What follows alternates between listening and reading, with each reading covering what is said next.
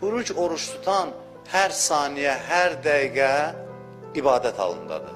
Hətta evində xalçanın üstündə otursa, yəni heç nə eləməsə də, oruç tutursa, saniyə və saniyə ibadət halındadır o. Heç bir nə, məsələn, namaz qılır, nə Quran oxuyur bu saatda hal-hazırda tutaq ki.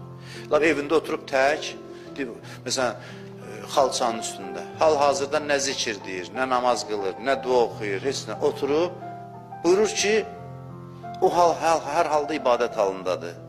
Mələm yəğtəb muslimən, o vaxta qədər ki, bir müsəlmanın qeybətini eləməsin. Elə ki, qeybətə başladı, vəssalam. Nə qədər ki, qeybət eləməyib, Ramazan ayında oruc halındadır, ibadət halındadır. Qeybət elədirsə heç nə, ibadətdən çıxdı. Bu ayda təkcə pislik eləməkdən çəkinmək yox, həm də yaxşılıq eləməyə çalışmaq lazımdır.